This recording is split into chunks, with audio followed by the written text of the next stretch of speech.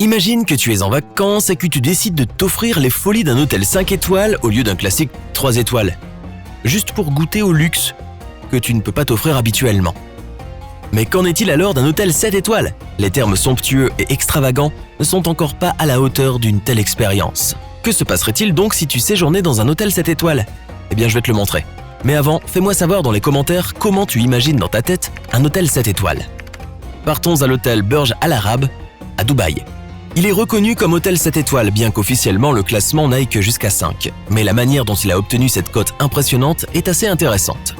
Un journaliste anglais a visité ce luxueux hôtel lors d'un voyage de presse. À son départ, il était tellement impressionné par les normes, le service et les commodités qu'il a décrit son expérience comme valant 7 étoiles. Depuis, cette cote exagérée colle au Burj Al Arab, mais de manière positive. Burj Al Arab signifie la tour arabe.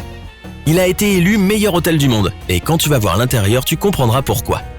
Sa construction a duré environ 5 ans et s'est achevée en 1999. La raison pour laquelle il a fallu autant de temps pour le bâtir est qu'il repose sur une île artificielle. Un pont privé relie l'hôtel au continent, et seules quelques personnes y ont accès, comme les clients et le personnel de l'hôtel.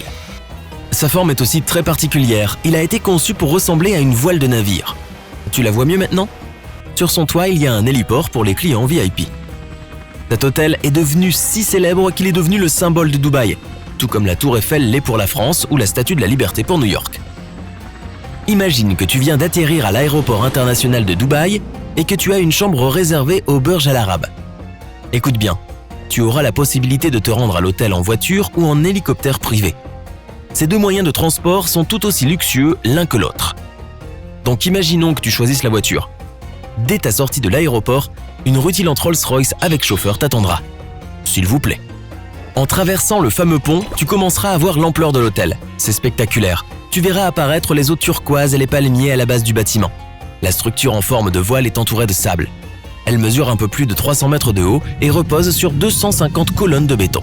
Chacune d'elles a un diamètre d'1,50 m et plonge à 45 mètres sous le niveau de la mer. Tu verras même ces colonnes en entrant dans le hall, mais tu seras vite distrait par les 24 000 m² de marbre recouvrant le sol et les murs. C'est du marbre statuario, le même que Michel-Ange utilisait pour ses sculptures durant la Renaissance. En te baladant, tu verras des reflets d'or venant de toutes les directions. Les décorations, meubles et même les lustres sont recouverts de feuilles d'or de 24 carats. Il y en a sur plus de 2000 m². Même les contours des téléviseurs et des miroirs ont la Midas Touch.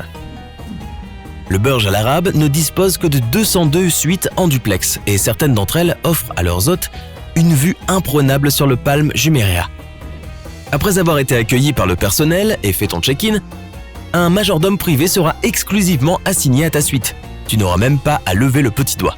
Il te mènera à ta chambre et te la fera visiter. Là, tu seras frappé par la richesse et l'élégance des décorations. Elles sont directement inspirées de la culture de Dubaï. De nombreuses chambres présentent des motifs géométriques rappelant ceux de la Grèce antique. Les grandes colonnes te feront te sentir comme dans un palais et les couleurs correspondent au feu, à la terre, à l'air et à l'eau. Les suites sont si grandes qu'il faudra plus de 30 minutes à ton majordome pour te faire visiter la tienne. La plus petite suite fait 170 m², soit la taille d'une maison de 4 chambres. Si tu vois encore plus grand et que tu réserves une des suites royales, sache que chacune d'elles mesure environ 780 m², ce qui couvre tout un étage. Le lit peut tourner dans la position que tu souhaites grâce à un bouton électronique. En t'allongeant, tu remarqueras un miroir géant au-dessus de toi, aussi grand que le matelas. Les lits Super King Size sont recouverts de draps en coton égyptien, le top du top. Afin de t'assurer un sommeil de qualité, l'hôtel propose quelque chose de fou. Il te fera choisir ton oreiller parmi 17 variétés différentes. Après avoir choisi ton oreiller, tu découvriras la salle de bain. Elle est ornée de mosaïques colorées et un énorme jacuzzi trône au milieu.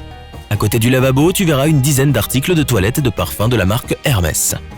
Partons maintenant faire un tour histoire de découvrir tout l'hôtel. Imagine que tu quittes ta chambre et que tu redescendes dans le hall.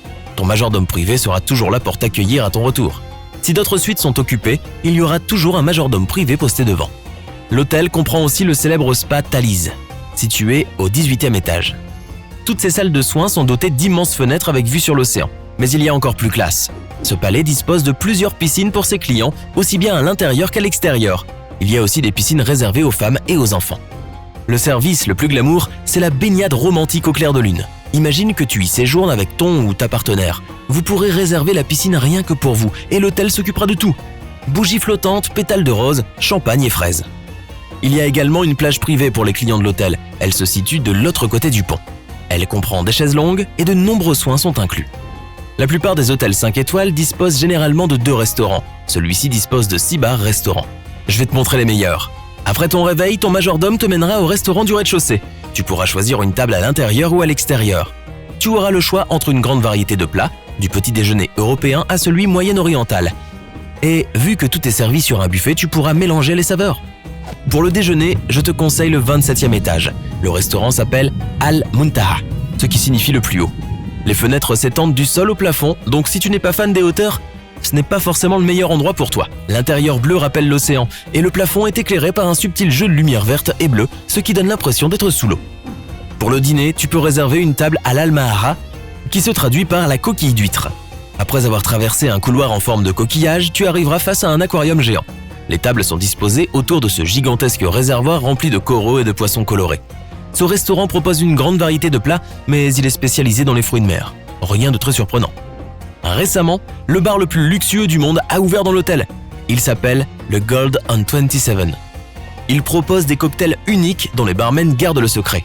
Comme l'or est le matériau qui symbolise le plus l'hôtel, tout le bar en est recouvert. Tu pourras même y commander une boisson appelée Element 79, qui est une boisson à base de raisin contenant de la poussière d'or. Même si ça te coûtera un bras pour passer un week-end dans cet incroyable hôtel, ce sera sans aucun doute une expérience inoubliable. Et tu auras une idée plus claire de ce qu'est vraiment le luxe. Si tu as appris quelque chose de nouveau aujourd'hui, alors mets un like à cette vidéo et partage-la avec un ami. Et voici d'autres vidéos que tu devrais apprécier. Il te suffit de cliquer à gauche ou à droite et de rester du côté sympa de la vie.